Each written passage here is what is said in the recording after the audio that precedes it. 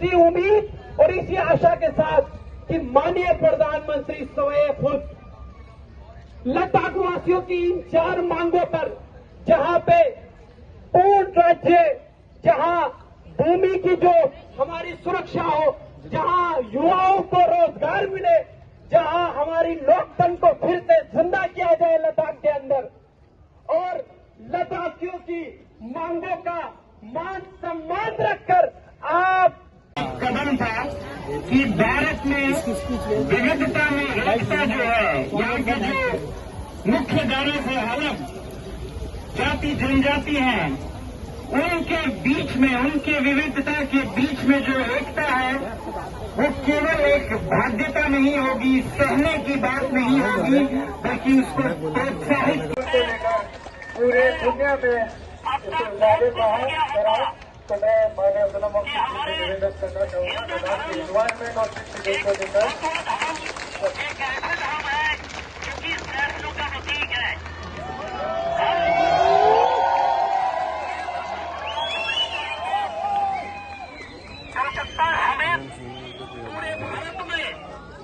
पूरे भारत में जहाँ जहाँ उनके रैली वहाँ होना है,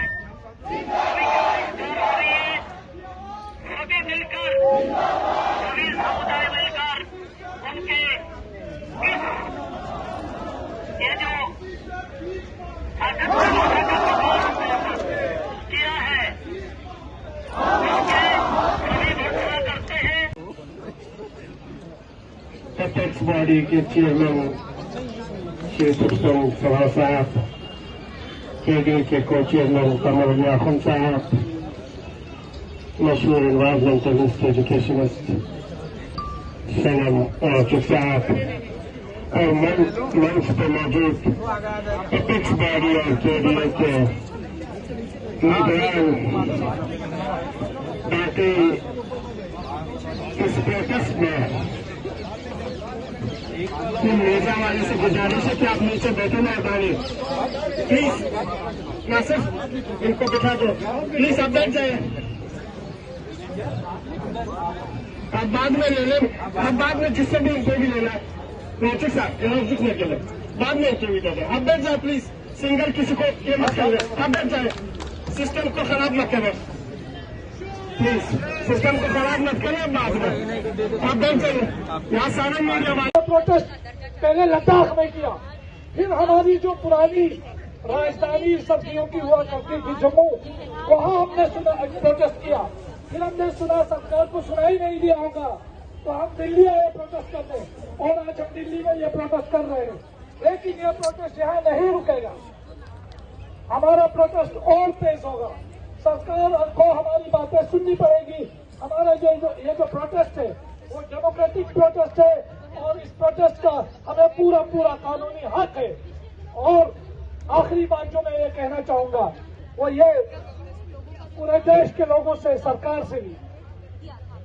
जब देश को जरूरत पड़ी, लद्दाख के लोगों ने तन मन धन से देश की सेवा की, खिदमत की, कुर्बानियां भी दी। आज देश के लोगों से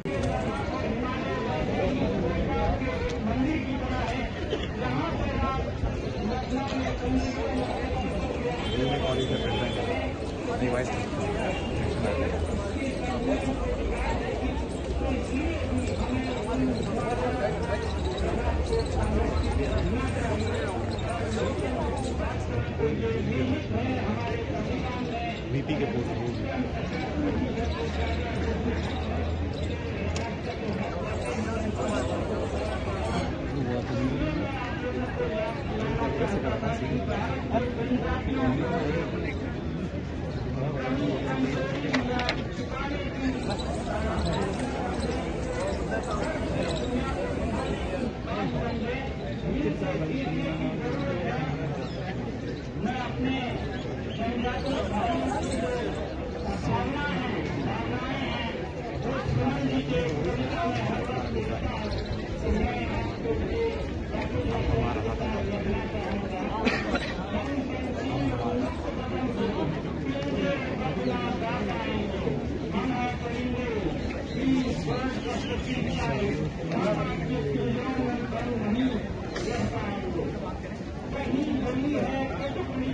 सरकार ही नहीं, मेरी आवाज जब सब हर बार जनता तक रही है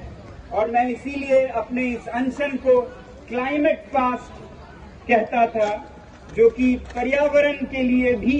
ये अनशन था, क्योंकि सरकार से तो हम मांग करेंगे मगर लोग हमारे जो शहरों में रहते हैं या हम ही क्यों नहीं जो लद्दाख में रहते हैं वो अपनी जीवन शैली को भी बदलें ताकि हिमालय का ये जो पर्यावरण है उसका संतुलन न बिगड़े। हमारे जो पर्वतों में ग्लेशियर्स हैं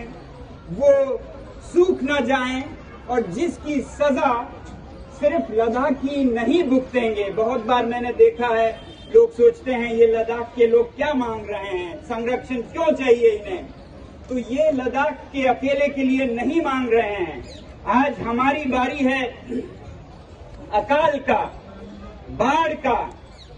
एक साल में बाढ़ आता है तो दूसरे साल में अकाल पड़ता है। ऐसी परिस्थिति हुई है लद्दाख में, पहाड़ों में, जलवायु परिवर्तन के वजह से और स्थानीय जो मानवीय बहुत बार दे चुका हूँ,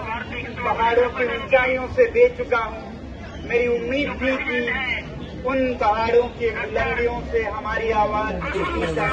और सरकार तक जरूर पहुंचेगी, मगर लगता है शायद नहीं पहुंची, इसीलिए कोई न्योता नहीं आया है वार्तालाप के लिए कि वार्तालाप से फैसला करें कि क्या लद्दाख में होना चाहिए। इस डायलॉग के लिए, इस वार्तालाप के लिए भी अभी तक कोई न्योता नहीं आया, तो फिर मैंने ये ठीक समझा कि चाहे पहाड़ ही थे मगर बहुत दूर थे,